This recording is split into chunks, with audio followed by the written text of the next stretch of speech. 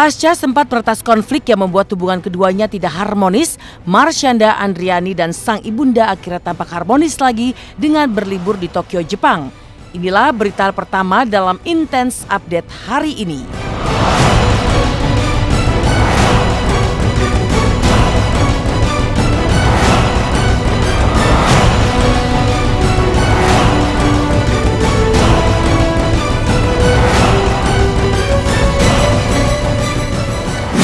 Emang karena mungkin aku sama mama dan adik-adik tuh deket banget. Jadi walaupun ada masalah kayak gimana juga pasti akan erat lagi kali ya. Karena mungkin emang apa ya seneng-seneng bareng. Misalnya kalau lagi bareng tuh kita tuh bisa ketawa yang ngakak sampai nangis. Itu tuh aku temuin sama keluarga aku. Oh banget terbuka banget. Aku adik-adik tuh kayak sahabat yang seumuran. Keluarga memang tempat paling nyaman untuk mengadu, apalagi kepada ibunda tercinta yang telah mengandung dan melahirkan kita dan yang akan selalu membuat kita kembali untuk bersimpu dan kalau boleh mencium kakinya. Inilah momen yang dirasakan Caca selama 8 hari bersama keluarga di Jepang yang membuatnya merasa seperti rendezvous dengan masa-masa indah liburan bersama keluarga di kala masih SMP dan SMA. Seneng banget karena sempet sih terakhir liburan beberapa bulan lalu ke Bali. Cuman kalau yang kali ini tuh bener-bener kayak beda suasananya karena mungkin jauh kali ya ke Tokyo, terus bener-bener kebersamaannya kerasa banget dan jadi ingat zaman-zaman liburan pas aku masih SMA, SMP dulu gitu. Namun meskipun bahagia bersama sang ibunda dan adik-adik, benarkah Marshanda masih merasa kurang lantaran tak ada putri tercinta Sienna yang ikut ke Jepang dan juga sang ayah yang tengah berada di pesantren? Iya nggak bisa, karena kan Sienna-nya ini kan, karena kan nggak bisa sendiri. Jadi kayak aku kesana inget Sienna banget dan kayak pengen banget ngajak Sienna one day ke sana. Tapi ya selama di sana sih video call terus sama Sienna. Perasaan aku nggak mau ngomongin itu deh mas, tapi yang pasti papaku baik-baik aja. Pokoknya hubungan baik-baik aja. Terus kontak-kontakan juga sering.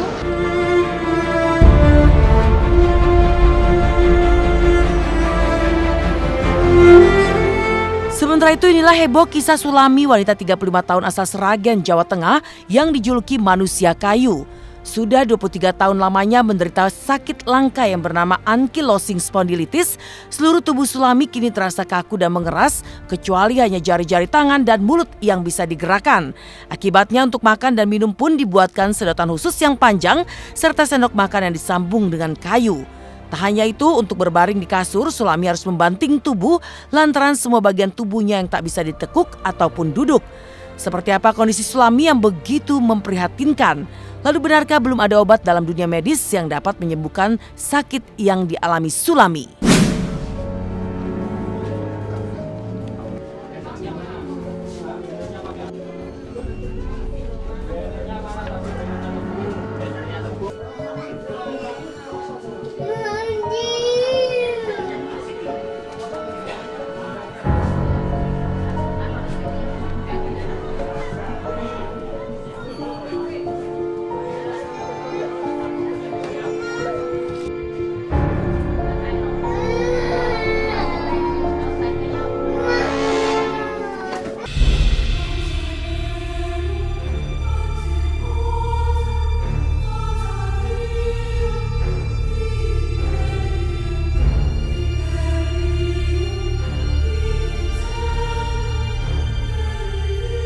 Dan namanya adalah ankylosing spondylitis.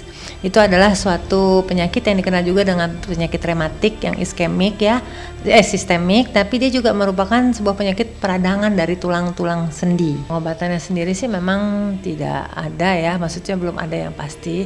Tapi kalau memang dia terjadi peradangan di sendi-sendi, ada bisa mungkin juga kita lakukan rilis untuk dilepas untuk peradangannya itu dipakai dengan operasi jalannya, atau memang pada waktu dulunya kita harus melihat kandungan kalsiumnya dia dan zinknya juga yang diperlukan pada tulangnya. Kalau itu kan hal-hal yang kayak gitu itu di luar kendali manusia. Jadi kalau aku sih ngelihatnya semua ini kekuasaan Allah, udah ini mah kekuatan Allah di luar kendali manusia. Jadi untuk saya sih yang nggak mengalami paling cuman bisa bilang berserah diri aja, karena apapun penyakit yang diberikan untuk manusia itu kan sebagai penggugur dosa. Jadi insya Allah kalau nggak dikeluhkan apapun, insya Allah semua penyakit itu jadi penggugur dosa.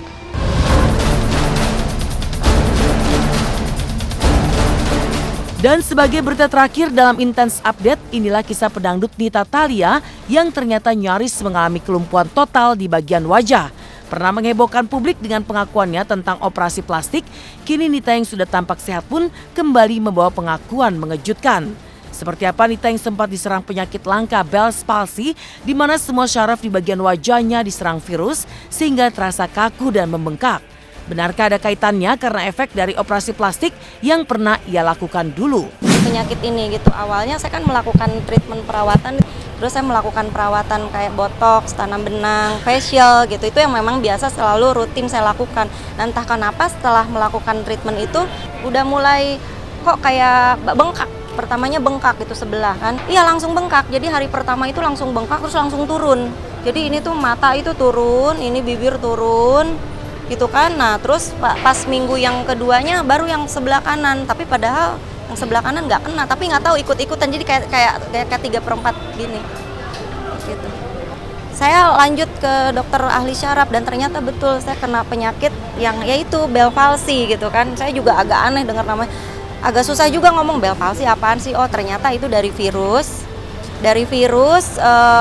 Kalau virus kan kita nggak tahu ya, karena itu kan ke bawah angin kan, kita bisa terkena di mana aja, bisa kena kapan aja, kita lagi ngapain. Terus yang kedua dari terlalu dinginnya AC di dalam ruangan. Terkena penyakit Bell's palsy di mana syaraf di wajahnya nyaris lumpuh, Nita Thalia menjalani terapi selama 2 bulan dengan cara menyetrum wajah. Disetrum, terapinya disetrum, nah itu cukup sakit banget. Jadi awalnya kita diangetin daerah sini kayak semacam sinar, sinar inframerah ya. Disinar dulu selama setengah jam, dipanasin, terus habis itu disetrum dan itu cukup sakit banget. Setrum sampai setrum 7 titik ya kalau nggak salah. Di sini, di sini, sini, di sini, di sini juga, sini sampai ke jidat juga. Terus habis dari situ baru dipijit. Dan sesaat lagi Intens akan kembali hadir dengan kisah pernikahan yang aneh tapi nyata dari Lucky Hakim dan Tiara Dewi. Apa yang membuat keduanya sudah menikah tapi belum tinggal satu atap? Simak sesaat lagi hanya di Intens.